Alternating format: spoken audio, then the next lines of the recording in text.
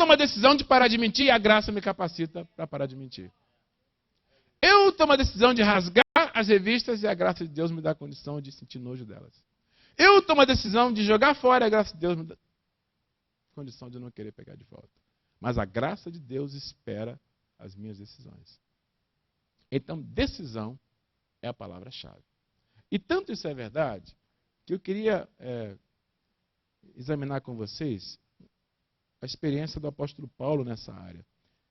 Se vocês, por favor, puderem abrir aí em Romanos capítulo 7, porque Paulo foi um homem que viveu o dilema da humanidade, como nós vivemos, de querer fazer a vontade de Deus, de querer viver a vontade de Deus, e ao mesmo tempo encontrar os desafios da sua própria fragilidade, limitação humana. Não é diferente comigo, não é diferente com nenhum de nós aqui, mas Paulo foi um vencedor nessa área. E em Romanos capítulo 7, o apóstolo Paulo apresenta aí uma descrição muito interessante de como esse conflito acontecia na sua vida e de como ele venceu esse conflito.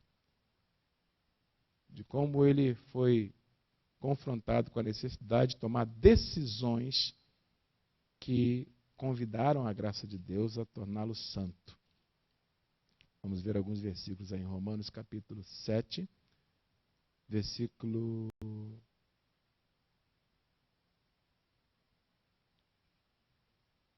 22 em diante, que diz assim: porque segundo o homem interior, tenho prazer na lei de Deus. Diga comigo, lei de Deus. Mas vejo nos meus membros outra lei, que batalha contra a lei do meu entendimento e me prende debaixo da lei do pecado que está nos meus membros. Miserável homem que eu sou. Quem me livrará do corpo desta morte? Dou graças a Deus por Jesus Cristo, nosso Senhor. Assim que eu mesmo, com o entendimento, sirvo a lei de Deus, mas com a carne, a lei do pecado. Então, a santificação depende do desdobramento correto desses conflitos aqui, desse processo aqui. Eu vou pedir a alguns irmãos que me ajudem, por favor. Vou pedir, Denis, você pode me ajudar? Por favor. Vou pedir que você venha aqui. E vou pedir que o Carlinhos também, você pode me ajudar? À minha direita, por favor. Uma à direita e outra à esquerda. Pode se afastar um pouquinho? Eu vou pedir que vocês me ajudem a entender isso aqui. Paulo fala de 3 leis, não é verdade? E vamos ver que essas leis têm a ver com a santificação do crente. Ele fala primeiramente, aqui sem nenhuma outra razão de ser didática, né? Carlinhos vai representar a lei do pecado. Eu não tenho nem problema com isso. Muito bem. É só uma analogia aqui. O Carlinhos representa a lei do pecado, porque Paulo fala no versículo 23, na parte B, da lei do pecado que está nos membros. A lei do pecado tem 3 artigos, Carlinhos. Toda lei tem artigos, não é? Então, a lei do pecado tem 3 artigos. Seus artigos são: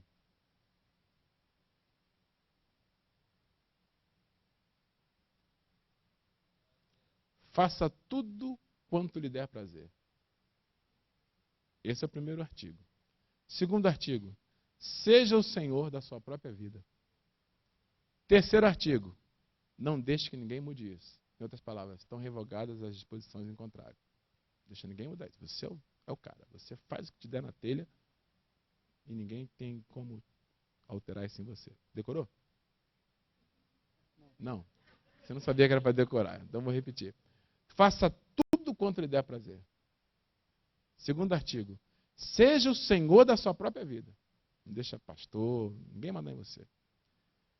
Não deixe que ninguém mude isso. Proteja essa independência que você tem.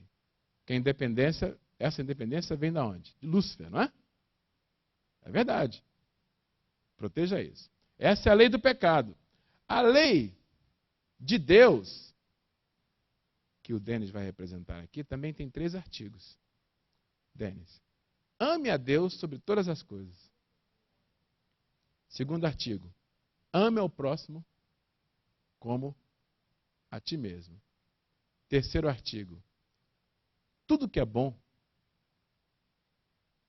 tudo que é certo, depende disso. Porque ele disse, a lei e os profetas se penduram nesse mandamento, não é? Depende. Na Bíblia em inglês, literalmente, hang on. né? Se pendura. Toda a lei e os mandamentos se penduram no amor a Deus, se apoiam no amor a Deus e ao próximo. Sem isso, tudo despenca, né? Tá bom, Denis? Então, quais são os três artigos da lei de Deus? Ame a Deus sobre todas as coisas, ao próximo como a ti mesmo. Tudo que é bom e tudo que é certo depende disso. Aí entra a terceira lei, que Paulo chama de a lei do meu entendimento, que fica exatamente numa posição central. O meu entendimento também tem 3 artigos. Só que os artigos do meu entendimento são os artigos da neutralidade. Eles são os seguintes. Eu preciso fazer o que é certo. Todo ser humano tem isso no entendimento, não tem? Seja crente, ateu, incrédulo, todo mundo quer fazer o que é certo na vida. Eu preciso fazer o que é certo. Eu preciso fazer o que é bom. Aí vem o terceiro artigo, que é o dilema. Mas, o que é certo? O que é bom? Correto? Essa é a lei do meu entendimento. Essa é a maneira como o meu entendimento me confronta desde que eu era moleque, desde que eu era menino. Eu preciso fazer o que é certo, eu preciso fazer o que é bom, mas o que é certo e o que é bom? Desde criança, eu não era cristão, perguntava aos meus amiguinhos, o que é certo, o que é bom? Depois fui perguntando aos meus colegas adolescentes, o que é certo? Aí você vai recebendo as informações. Dependendo de onde você se inclina, você recebe as informações. Quando o entendimento se inclina para a lei do pecado, o que ela lê na lei do pecado? Quais são os 3 artigos da lei do pecado? Faça tudo que lhe der prazer. Faça, o que mais? Seja o senhor da sua própria vida e não deixe que ninguém mude isso. Toda vez que eu me inclinei para a lei do pecado e da morte, eu ouvi a leitura desses artigos e disse, bom, já que eu quero fazer o que é bom, quero fazer o que é certo, o que é bom, o que é certo? Deve ser isso. Deve ser fazer tudo o que me dá prazer, deve ser o senhor da minha própria vida e não deixar que ninguém mude isso.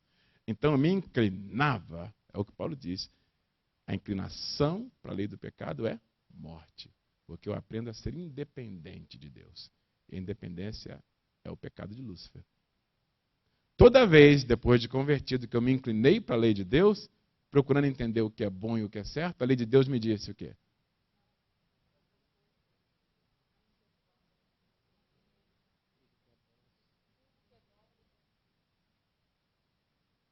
A lei de Deus me deu a informação correta.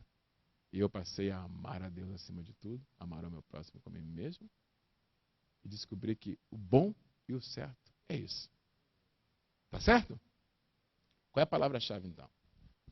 Qual é a palavra-chave, amados? Inclinação. Certo? Santificação só vai acontecer se eu me inclinar para o lado certo. Qual é a palavra-chave, então?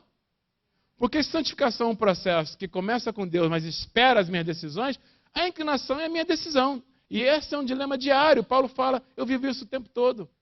Miserável homem que eu sou, porque eu sei, no meu entendimento, eu sei que eu quero, mas eu encontro uma outra lei que me dá informações erradas. Eu fico nesse dilema. Olha, esse é Paulo, apóstolo, que foi ao terceiro céu, voltou, cujos lemos serão levados para os doentes e se curavam. Paulo é o cara. E ele diz, eu vivo esse dilema. Isso nos tranquiliza, não é verdade? Isso quer dizer que nós somos normais. Diga ao seu irmão, você é normal. É verdade. O que não é normal é nos inclinarmos na direção errada. Viver o dilema é normal. O que não é normal. Ai, meu Deus, então. Ai, meu Deus, isso me trouxe um alívio, porque eu ficava assim pensando, eu acho que eu nem sou salvo, porque eu às vezes estou na igreja, estou no culto, e eu começo a dormir na hora da pregação, eu pensava, meu Deus, deve ser um demônio. Não, irmão, que você trabalhou muito durante o dia. Você trabalhou demais, tadinho. Lá em Canérica, pastor São, a gente às vezes fazia, no tempo que nós tínhamos na Igreja Branca, que os irmãos conhecem bem, na Igrejinha Branca lá de Fairfield, nós tínhamos o culto de oração e a gente era novo na igreja, eu e minha esposa. E de vez em quando os irmãos iam orar na igreja com a gente e alguns, tadinhos, iam cansados, começavam a dormir. Ajoelhava e o irmão roncava ali.